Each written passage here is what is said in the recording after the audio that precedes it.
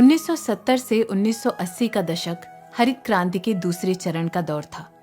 यहाँ नहर से जब से संचालित किया गया तब से खेतों की नहर की जो है सिंचाई से बढ़िया हो रही है और सभी किसान इससे जो है लाभारी जो है मतलब सिंचाई। नहर सूखी थी लेकिन नहर में पानी आने से फसल अच्छी है। नहर के पानी से सब किसान भाई लोग धान रोपण किए हैं।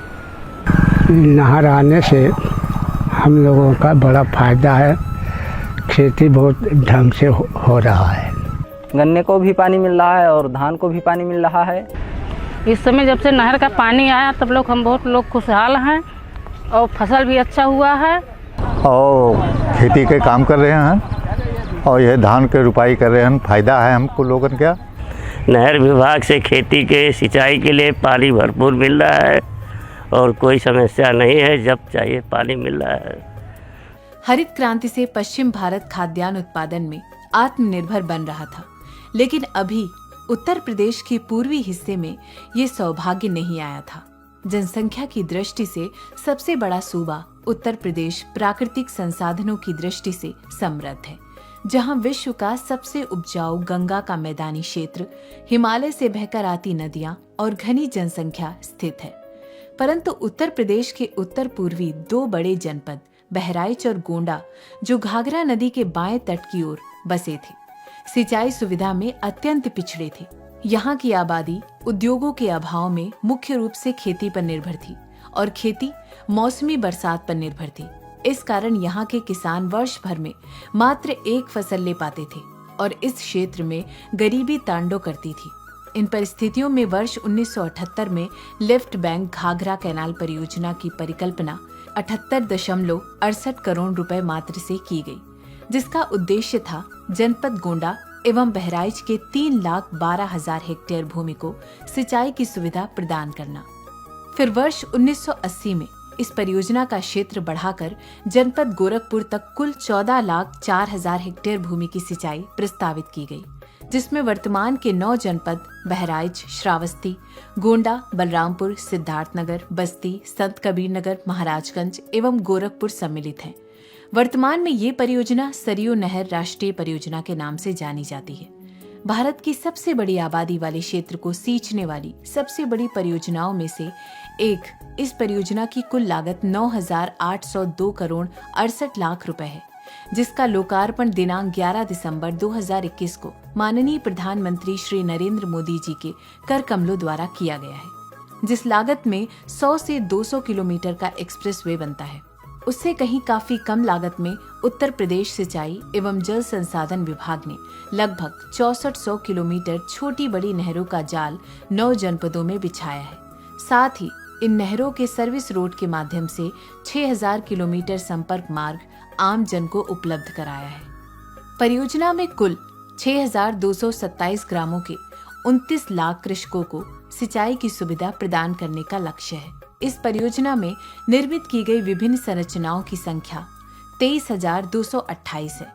हिमालय की तलहटी के तराई क्षेत्र में निर्मित इस परियोजना में नदियों और नालों को विभिन्न संरचनाओं के माध्यम से या तो जोड़ दिया गया है अथवा उन्हें पार कर पानी किसानों तक पहुंचाया गया है।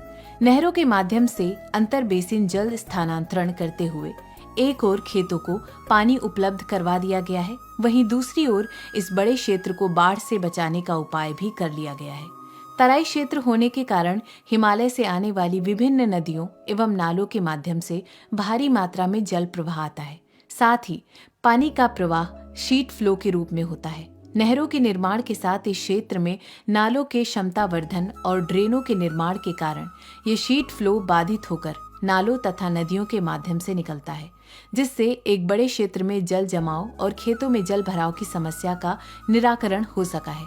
भारत के माननीय पूर्व प्रधानमंत्री और स्वप्न दृष्टा स्वर्गीय अटल बिहारी वाजपेयी ने अपने कार्यकाल में नदियों को जोड़कर नहरों का जाल बिछाते हुए भारत के अन्नदाताओं को कृषि के लिए पानी उपलब्ध करवाने का स्वप्न देखा था। इस परियोजना में भी घाघरा नदी को सरयू नदी से, सरयू नदी को राप्ती नदी से, राप्ती नदी को बाणगंगा नदी से और बाणगंगा नदी को रोहिण नदी से जोड़ते हुए घाघरा का पानी रोहिण नदी तक पहुंचाया जा रहा है। इसके लिए परियोजना में 2 बड़े बैराज और सैकड़ों छोटे बड़े रेगुलेटरों का निर्माण करवाया गया है। सरयू नदी पर सरयू बैराज एवं राप्ती नदी पर राप्ती बैराज का निर्माण रिकॉर्ड 2 वर्षाकाल में पूरा करवाया गया है। इसी प्रकार खरझार नदी को भारत के दूसरे सबसे बड़े ड्रेनेज क्रॉसिंग के माध्यम से चरगवा नाला, कूड़ा नदी और घोघी नदी को कैनाल साइफन के माध्यम से पार किया गया है। इस परियोजना में इंजीनियरों और मजदूरों की तपस्या संरचनाओं के निर्माण में स्पष्ट नजर आती है। प्रारंभिक निर्माण के पश्चात ये परियोजना बरसों तक हिचकोले खाती रही।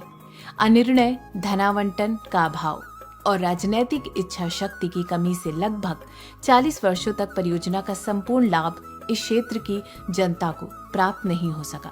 वर्ष 2015 में माननीय प्रधानमंत्री श्री नरेंद्र मोदी जी द्वारा इस परियोजना को प्रधानमंत्री कृषि सिंचाई योजना के अंतर्गत लाने की घोषणा और वर्ष 2017 में माननीय मुख्यमंत्री श्री योगी आदित्यनाथ जी की सरकार उत्तर प्रदेश में बनने के साथ ही परियोजना की उच्च स्तर पर समीक्षाओं और स्पष्ट निर्देशों ने इसकी प्रगति पर पंख लगा दिए। निरंतर धनावंटन के साथ साथ शासन स्तर से सहयोग और निर्देशन में निर्माण कार्यों को रुकने नहीं दिया।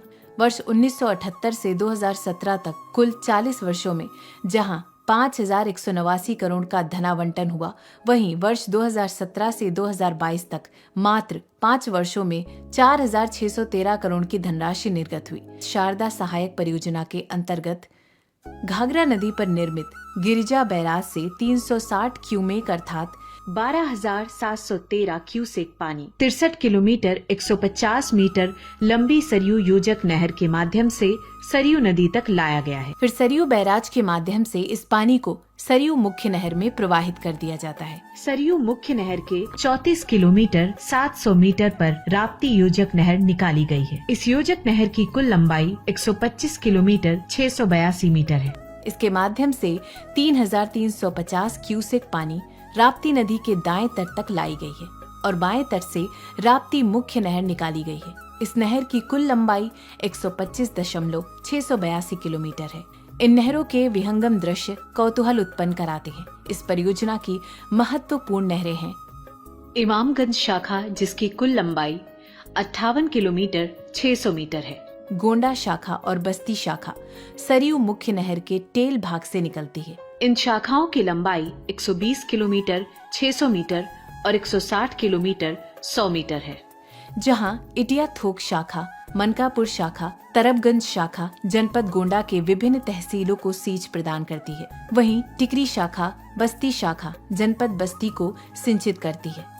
जनपद श्रावस्ती, बलरामपुर, सिद्धार्थ नगर को राप्ती मुख्य नहर एवं बांसी शाखा, कैंपियरगंज शाखा का पानी प्राप्त होता है। जहां जनपद संत कबीर नगर और गोरखपुर के लिए खलीलाबाद शाखा और बांसगांव राजवाहा महत्वपूर्ण है। वहीं जनपद महाराजगंज के लिए कैंपियरगंज शाखा और बैकुंठपुर राजवाहा महत्वपूर्ण है। मार्च 2020 से मई 2021 तक कोविड काल की विषम परिस्थितियों के बावजूद परियोजना को पूर्ण कराते हुए 11 दिसंबर 2021 को इसका लोकार्पण माननीय प्रधानमंत्री श्री नरेंद्र मोदी जी द्वारा करवाते हुए परियोजना पूर्ण कर ली गई है। इस परियोजना की सफलता की कहानी उससे लाभान्वित होने वाली जनता सुनाती है, तभी उसे सफल परियोजना कही जा सकती है। आज सरयू परियोजना की नहरें भरपूर पानी से लबालब है।